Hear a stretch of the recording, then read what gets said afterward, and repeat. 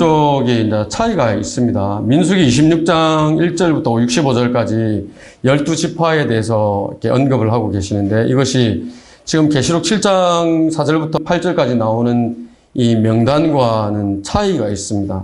빨간 부분으로 표시된 부분 있죠. 이 단 지파가 레위 지파로 대체가 되어 있고 에프라임이 요셉으로 이름이 대체가 되어 있습니다. 원래 에프라임과 므낫세는 요셉의 두 아들이지 않습니까? 근데 이렇게 왼쪽 민수기에서는 그렇게 지파가 거명이 되었다가 계시록에서는 에프라임은 빠지고 요셉으로 이제 대체가 됐다는 것은 문제가 있는 것입니다. 에프라임입니다. 이스라엘이 함락되는 장면입니다. 북왕국과 남왕국 유다로 나뉘는데 어떻게 나뉩니까? 북쪽은 10지파, 남쪽은 베냐민과 유다 이렇게 두 지파로 나뉘지 않습니까? 근데 이 10지파를 대표하는 이 지파가 에프라임입니다. 에프라임인데 이 아시리아의 포위가 되어서 멸망을 당할 이 그림에 있는 것처럼 포로로 잡혀갈 무렵에 우상 숭배에 대해서 굉장히 정죄를 받습니다. 신명기 29장 14절부터 20절인데 뭐라고 말씀하시냐면 우상 숭배하는 자들의 이름을 하늘 아래로부터 지워버리시겠다라고 엄중하게 경고를 하십니다. 포로로 끌려갈 무렵인 호세아서에 보면은 호세아서 4장 17절에 보면은 뭐라고 말씀하시냐면 에프라임이 우상들과 연합하였다 말합니다. 앞에 뭐라고 말씀하셨습니까? 우상 숭배하면 그 이름을 하늘 아래로부터 지워버리겠다고 말씀을 하십니다. 호세아서 11장 12절에 보면은 에프라임은 거짓말로 이스라엘은 기만으로 나를 애워쌌다라고 표현을 하고 있습니다. 호세아서 5장 5절에 보면 이스라엘의 교만이 그의 얼굴에 증거가 되나니 그러므로 이스라엘과 에프라임은 그의 죄악 가운데 패망할 것이요 라고 결론을 이렇게 내리십니다. 이런 것입니다. 그래서 이런 우상 숭배와 관련된 죄 때문에 에프라임의 이름이 지금 요한계시록 7장에서 지워지고 뭘로 대체가 됐어요? 요셉으로 이렇게 대체가 된 것입니다. 죄입니다, 죄. 또 다는 왜 그러냐? 이 누군 것 같습니까? 이 사람, 이 남자 누군 것 같습니까? 퀴즈. 야곱입니다, 야곱. 야곱입니다, 야곱. 앞에 있는 사람은 레아입니다. 뒤에, 왜 그렇습니까? 라헬은 몸매가 아름답고 얼굴도 예쁘다. 레아는 눈매가 부드럽다. 그런 것 같습니까? 하나님께서 야곱이 누구를 더 사랑했습니까? 라헬을 더 사랑했죠. 하나님께서 라헬의 태는 닫으시고 레아의 태를 열어서 아들을 넷을 주셨습니다. 근데 넷을 낳을 때까지 라헬은 아기를 낳지를 못했어요. 그러니까 남편한테 이야기하죠. 나 아기 못 낳으면 죽어버릴 거야. 나 아기를 낳게 해줘. 내가 하나님이야! 그러죠. 그래서 어떻게 하느냐? 몸종을 줍니다. 몸종을 이 야곱에게 줘서 아이를 낳는데 그렇게 해서 낳은 아이가 이 단입니다. 단. 그렇게 해서 뭐라고 이야기를 하냐면 이 아이를 안고 하나님께서 나를 판단하시고 내 목소리도 들으시어 내게 아들을 주셨도다. 하나님과는 무관하게 자기 방법대로 인간의 방법대로 했잖아요. 그래 놓고 하나님께서 나에게 아기를 주셨다라고 이야기를 했는데 그게 단입니다. 창세기 49장 16절에서 야곱이 유언을 하면서 단에 관해서 예언을 하는데 한번 들어보십시오. 단은 이스라엘 지파의 하나로서 자기 백성을 심판하리라 이야기합니다. 12지파 가운데 하나의 지파로서 이렇게 심판할 것을 예언을 하고 있습니다.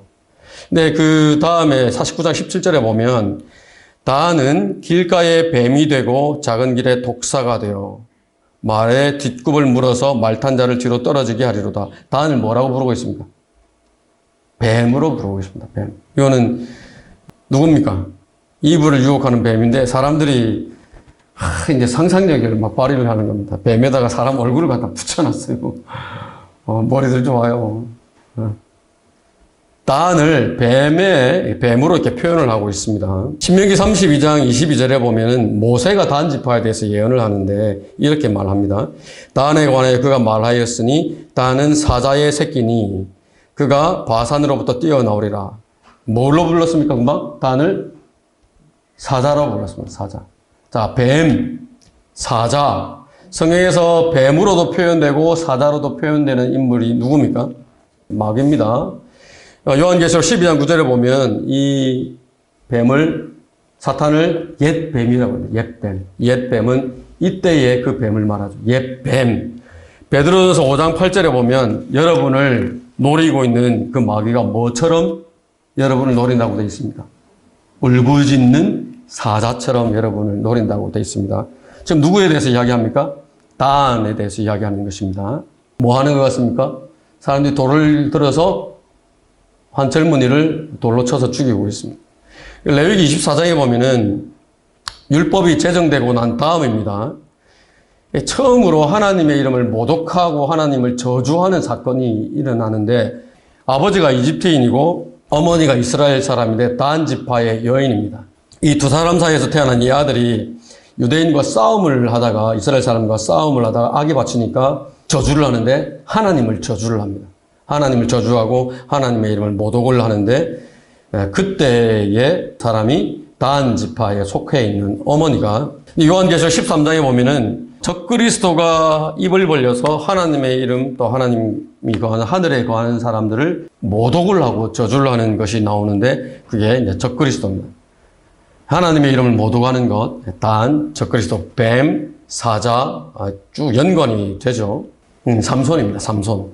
지금 눈은 이제 봉사가 돼가지고 기둥을 지금 밀려서 넘어뜨리고 있습니다. 이스라엘 재판관이었죠. 하나님께서 막강한 힘을 주셨는데 그 비교할 수 없는 막강한 힘을 자신의 정욕을 위해서 즐기다가 비참한 최후를 맞았는데 자살로 생을 마감을 했습니다. 삼손이 단 지파의 사람입니다. 단 지파. 재판관기 17장에 나오는 미카입니다. 미카. 에프라임 산지에 살던 사람인데 이 사람 집에 산당이 있습니다. 이게 성경 본문을 여러분이 이제 확인을 해보시기 바랍니다. 집에 갖가지 우상들을 가지고 있는 우상 숭배자였습니다.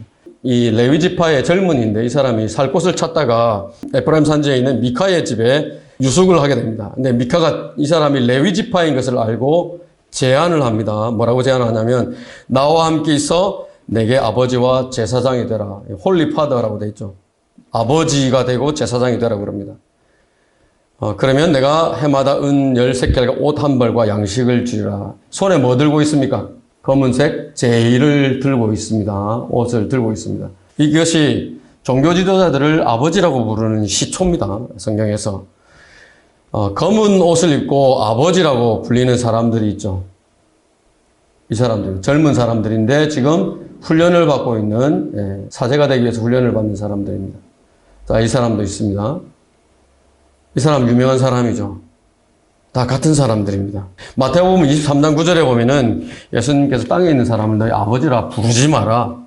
그렇게 말씀을 하시는데 지금 굉장히 유서가 깊죠. 역사가 있습니다. 미카 때에서부터 재판관계에서부터 이 일이 그렇게 시작이 되어 온 것입니다. 재판관계 18장에서 이때만 해도 단 지파가 지금 여호수아에 의해서 이제 유업을 이 가나안 땅에 들어가 있는데 단 지파가 자기들이 정착할 곳을 찾지를 못했어요.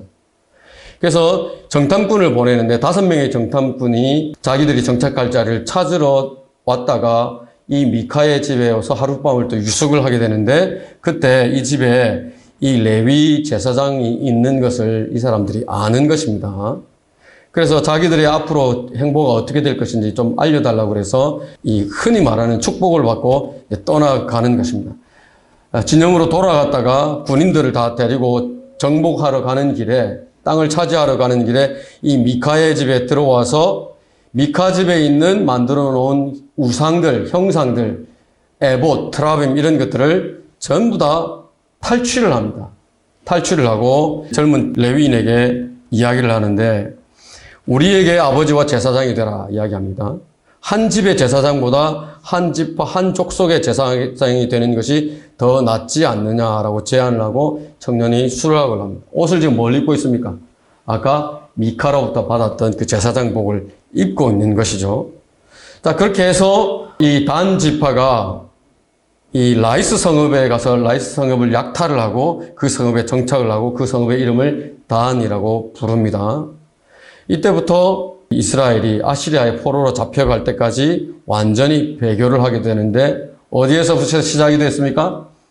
미카의 종교가 미카의 우상 숭배가 단 지파에서 아주 정착을 하게 된 것입니다. 오늘날로 말하면 오늘날의 로마 가톨릭이 이때의 모양이 단 지파 내에서 이렇게 형성이 된 것입니다. 뒤에 송아지가 있고 바알이죠. 남자가 있고 여자가 있습니다. 누군가 있습니까? 왕입니다. 이스라엘의 왕. 아합 왕입니다. 주의 목전에 자신을 팔아 악을 행한 자라고 하는 수치스러운 이름을 가진 왕입니다. 이 아합에 의해서 이 미카의 종교가 이스라엘에 전 국가적으로 확산이 되는 것입니다. 이런 배경 때문에 아까 신명기 29장에서 하나님께서 뭐라고 그러셨어요? 우상 숭배를 하면 이름을 제해버리겠다고 말씀하셨는데, 그래서 이 에프라임과 단이 이 요한계시록 7장에서 그 이름이 제거가 된 겁니다. 인장으로 표시를 받지 못했다, 그 지파에 구분이 되지 못했다라고 하는 것은 하나님의 보호를 받을 수 있다 없다? 보호를 받지 못한다는 겁니다. 그럼 이 지파가 하나님의 보호를 받지 못한 채 대환란을 통과하게 된다는 말입니다. 그렇게 되는 것입니다. 뭐 때문에 이런 일들이 벌어졌습니까? 죄 때문입니다. 우상 숭배라고 하는 죄 때문에. 그런데 하나님은 참 자비로우신 분이죠. 굉장히 자비로우시고 너그러우신 분입니다. 이 천년왕국에서는 다시 이 두 지파가 지파로서 회복이 됩니다. 단과 에프라임이. 에스겔 48장 1절에 보면 이제 지파들의 이름이 이러하니라. 북쪽 끝에서부터 헤들론 길의 지경까지, 즉 하맛까지 이르러 북쪽 다마스커스의 경계 하살 에난과 하마 지경까지는 이것은 동편에서 서편에 있는 것이요. 누구의 몫이라고 되어 있습니까? 단의 몫이라고 되어 있습니다. 회복이 되는 겁니다. 므낫세의 접경 옆으로 동편에서 서편까지는 에프라임의 몫이요라고 천년왕국에서 이 두 지파가 회복이 되는 것입니다. 죄입니다. 죄 때문에 보호받지 못하고 인장으로 표시받지 못하고 보호받지 못하고 그렇게 대환란을 통과해서 천년왕국에서는 하나님의 자비 가운데 다시 지파로서 회복이 되는 것이죠. 9절부터 17절까지는 이방인 환란 성도들이 어린 양 앞에서 서서 찬양을 드리는 장면이 나옵니다. 13절 보시면요, 묻습니다. 이 사람들에 대해서. 9절부터 보시면은 이 일 후에 내가 보니 보라 모든 민족들과 족속들과 백성들과 언어들에서 온 아무도 셀 수 없는 큰 무리가 흰 옷을 입고 그들의 손에는 종려나무 가지를 들고 보좌 앞과 어린 양 앞에 서서 큰 음성으로 소리질러 말하기를 구원이 보좌에 앉으신 우리 하나님과 어린 양에 있도다라고 말합니다. 근데 이 사람들에 대해서 13절 보시면은 그때 장로 가운데 한 사람이 대답하여 나에게 말하기를 흰 옷을 입은 이 사람들이 누구며 어디서 왔느냐 하기에 내가 그에게 말씀드리기를 주여 당신이 아시나이다 하니 그가 내게 말하기를 이들은 어디에서 나왔다고 되어 있습니까? 대환란에서 나온 사람들이라고 합니다.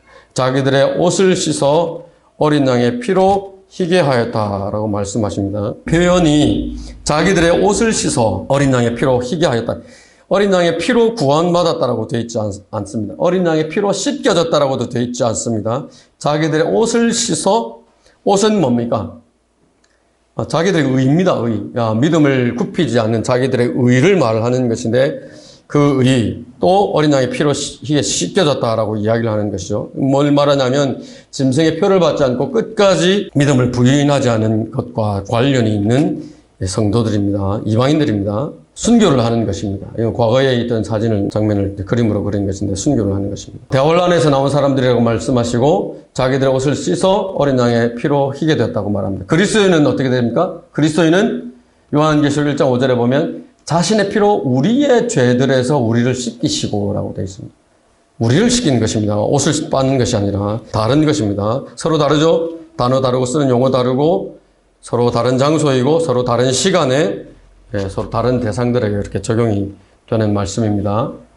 우리가 6장 9절에서 하나님의 말씀과 증거들로 인해 죽임당한 자들이 있었습니다. 그죠? 제단 아래에서 복수를 해달라고 부르짖는 사람들이 있었는데 이 사람들이 지금 7장 9절에서 이렇게 하나님의 보좌 앞으로 올라가 있는 것입니다. 자, 이렇게 대환란을 통과한 이방인 성도들이 받는 복이 그 다음 15절부터 쭉 이렇게 나와 있습니다. 15절부터.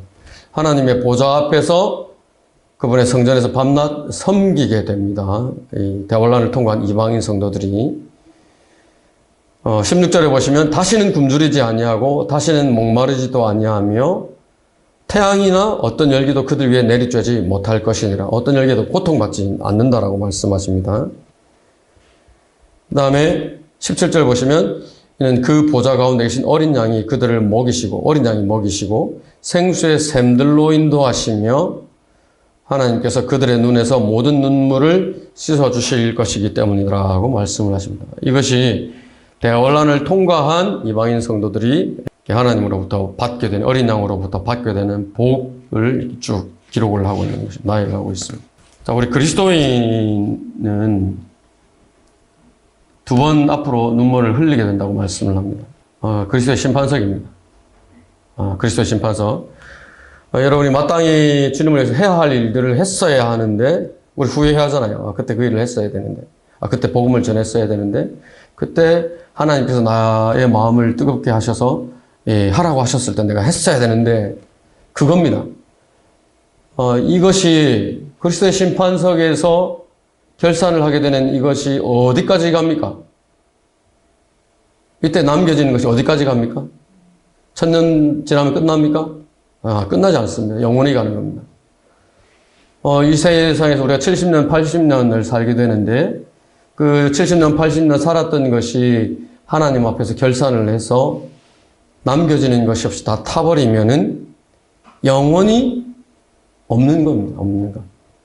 그런데 신실하게 섬겨서 하나님 앞에 이렇게 시험을 받았을 때에 남겨지면 그것이 내 상이 되고 내 유업이 되는 것이죠. 통곡을 하겠죠. 내가 그때 했었어야 되는데, 받도록 나도 했었어야 되는데, 다른 일, 다른 시간, 다른 거 정신 팔려가지고 내가 못했다고 이렇게 통곡을 하게 되는 것입니다. 이거는 백보자의 심판석입니다. 이 사람들 가운데에 여러분의 가족이 있으면 안 됩니다. 여러분의 가족이 있으면 안 됩니다. 이 사람들 가운데에 여러분의 친구가 있으면 안 됩니다.